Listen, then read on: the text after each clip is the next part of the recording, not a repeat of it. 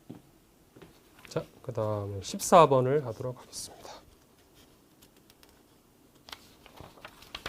14번은 우리 그림으로 나와 있는 거. 그 개인 기업에 우리 자본금 물어보는 거 다시. 개인 기업은 이렇게 여기 하시면 이게 주식회사는 이렇게 돼 있어요. 그러니까 법인 사업자는 자본금부터 자본의 종류가 5개인데 이렇게. 그죠? 근데 개인 기업은 이런 거 없죠. 개인 기업은 그냥 처음에 출자한 돈도 자본금. 나중에 벌어들인 돈도 자본금 한 개로 표기하죠. 그렇죠? 가져가면 뭐라 불러요? 인출금이라고 부르죠. 자본금에서 빼가는 걸. 개인 기업은 자기 돈이니까 마음대로 빼가면 되죠. 그렇죠? 인출금이라고 부르는 거죠. 자, 읽어볼게요. 지금 물어보는 게 그림부터 좀 나이 들어 보이시는 분이 사장님이시죠. 그래서 김 과장하고 좀 물어보죠. 올해 초에 기업을 처음 출자할 때 출자한 금액이 20이고 추가로 출자한 자금이 30이다. 10만 원이 되라고 돼 있죠. 그럼 일단은 이 사람이 집어넣은 금액이 총 20만 원인데 추가로 출자했으니까 30만 원 자본금 들어간 상태죠. 여기다가 과장이 얘기하죠. 당기순이익 6만 원 또 생겼대요. 6만 원 나왔대요. 그럼 36만 원이 지금 자본금이 적혀 있겠죠. 되겠죠. 개인은 처음 당기순이익도 다 자본금에 포함시킨다니까요. 처음에 20만 원 출자하고 10만 원 출자해서 30만 원 출자해놨는데 자본금 만들어놨는데 당기순이익이 생겼으니까 36만 원 지금 자본금이 이만큼 만들어져 있겠죠. 근데 그 다음 그림 보시면 자본을 30을 유지하면서 이 중에 30만 원 남겨두고 나머지 얼마만 더 내가 가져갈 수 있는 금액이 얼마예요? 당연히 얼마예요? 6만 원이죠. 그렇죠? 이거 남겨두고 나머지 가져갈 수 있는 금액 6만 원이죠. 2번이죠.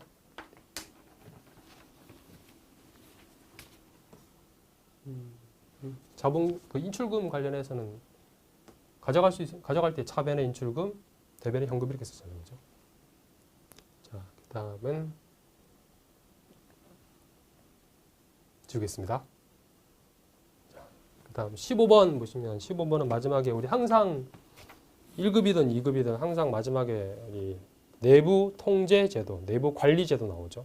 내부 관리 제도란 것은 뭐 별게 아니라 회사가 운영하는 모든 업무 관련 지침, 업무 절차. 그러니까 우리가 물건 살 때 지출 결의서 올려서 승인 받으시는 것도 일종의 내부 관리 제도죠. 내부 관리 제도.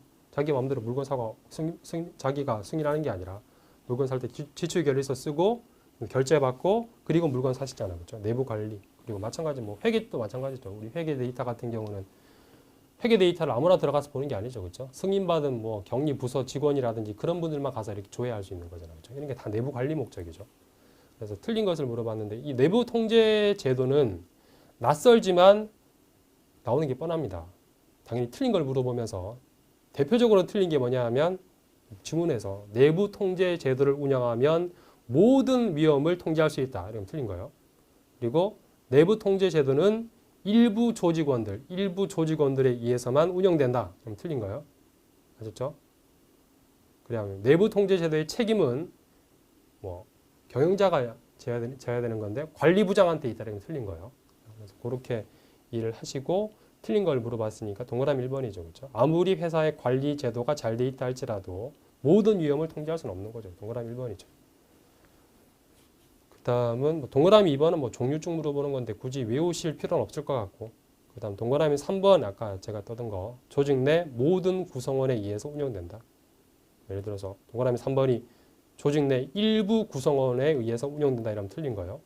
그리고 동그라미 4번에 효과적인 내부 통제 제도의 최종 책임자는 아까 경영자라고 했죠. 사장이 책임진다. 이것도 경영자가 아니라 관리부장, 경리과 과장 이렇게 하면 틀린 거죠. 이해하셨기를 바라고. 자, 이렇게 해서 13회 쪽 제가 조금 빨리 했습니다. 내용 자체가 그렇게 어렵다고는 생각하지 않기 때문에 자, 내용들을 잘 정리하시고 실기 쪽은 또 이어서 바로 풀이하도록 하겠습니다. 감사합니다.